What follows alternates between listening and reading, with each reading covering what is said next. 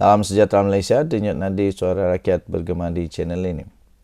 Berkaitan dengan kontrak Kerajaan Selangor kepada Syarikat Suami Hanayo, ini jawapan daripada SPRM. Suruhanjaya Pencegahan Rasuah Malaysia SPRM tidak melihat sebarang kaitan pemberian kontrak projek rintis Demand Responsive Transit atau DRT oleh Kerajaan Selangor dengan Menteri Belia dan Sukan Hanayo. Menurut Ketua Pesuruhjaya SPRM, Tan Sri Azam Baki, setakat ini tiada sebarang kesalahan mengikut undang-undang dan pemberian kontrak kepada syarikat milik bersama suami Hanayo. Katanya, saya tidak mengetahui lanjut mengenai kes itu. Tetapi apa yang ingin saya katakan, sekiranya satu kontrak yang tiada kena-mengena dengan tugas, iaitu pihak yang dibangkitkan, ia bukanlah satu kesalahan, kata beliau. Saya tidak nampak ia mempunyai kaitan antara Kerajaan Selangor dan Kementerian Belia dan Sukan KBS. Tetapi ia berlainan sekiranya KBS yang memberi kontrak itu kepada syarikat berkenaan. Katanya lagi.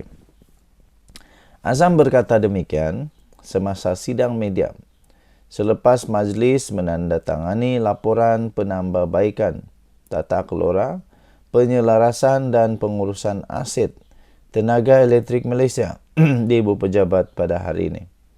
Terdahulu, Exco Selangor iaitu Eng Zehan menyatakan Asia Mobility Technologies Sdn Bhd adalah satu daripada dua syarikat yang dipilih untuk projek perintis DRT. Kedua-dua syarikat itu juga mendapat kelulusan Agensi Pengangkutan Awam Darat APAD. Ketua Pegawai Eksekutif Asia Mobility ialah suami Hanayo, Ramachandran Muniandi.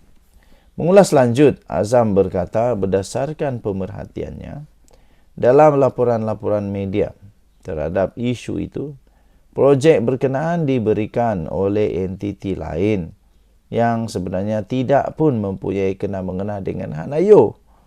Jadi kata dia, setakat ini kita tidak nampak ada apa-apa kesalahan setakat ini, kata Azam Baki.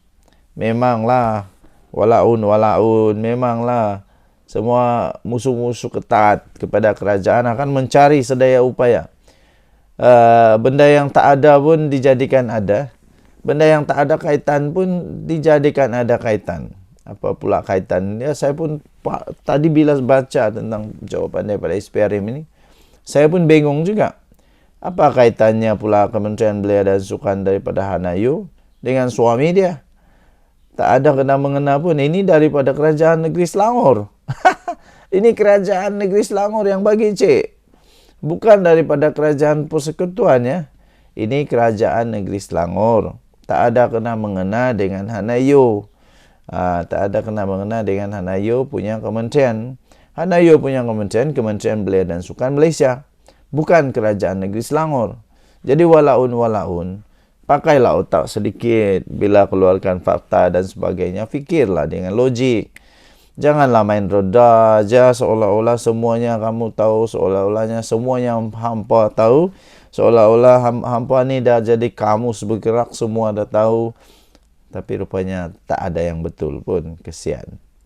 Jadi jangan risau, kita serahkan kesimpulannya, kita serahkan kepada SPRM, kita serahkan semuanya kepada SPRM, biar SPRM yang buat siasatan. Janganlah ada pula walaun yang belajar mau jadi penyiasat handalan. Jangan menjadi tiba-tiba mau jadi penyiasat handalan. Akhirnya nanti kamu pula yang kena siasat. Denyut nadi suara rakyat bergema di channel ini. Bye-bye. Salam sejahtera Malaysia, denyut nadi suara rakyat bergema di channel ini. Okey, persoalan tentang siapakah yang akan menjadi calon ataupun yang akan menggantikan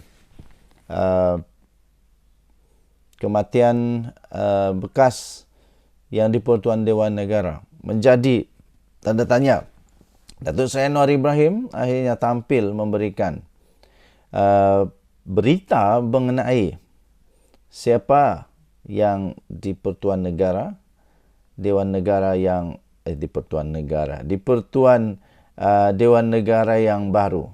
Okey, so siapakah yang sebenarnya pada pendapat anda yang sesuai untuk jadi yang di Pertua Dewan Negara?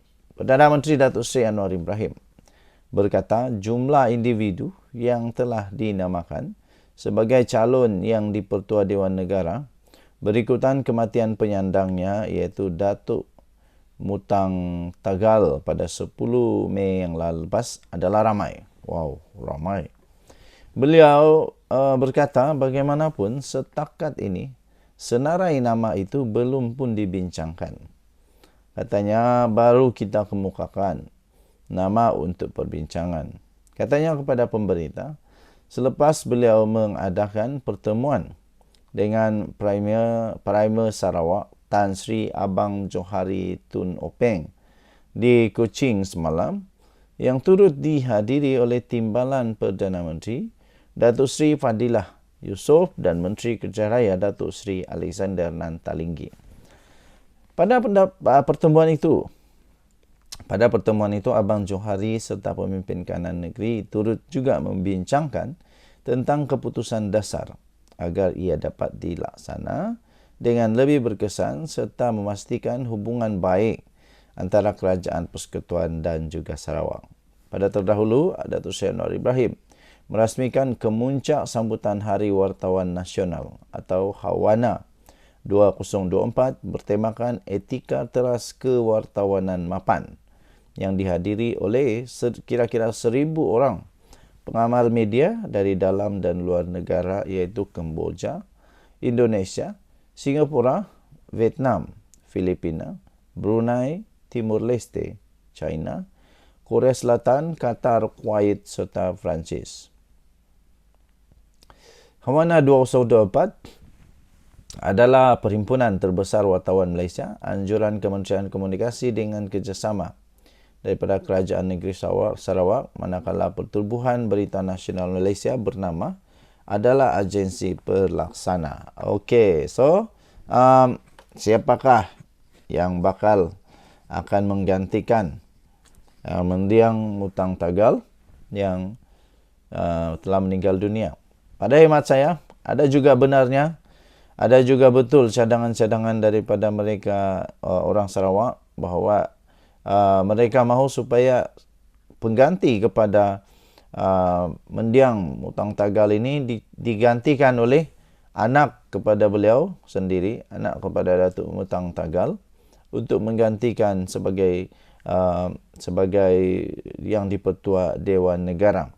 Dan kalau tidak pun, menurut rakyat negeri Sarawak, kalau tidak pun mereka pun mencadangkan supaya calon itu atau orang yang menggantikan itu adalah dari Sarawak juga. Apa pendapat anda? Mungkin ada nama di fikiran anda boleh komenkan juga. Denyut Nadi Suara Rakyat bergema di channel ini. Jangan lupa tekan butang subscribe, like dan share. Bye-bye.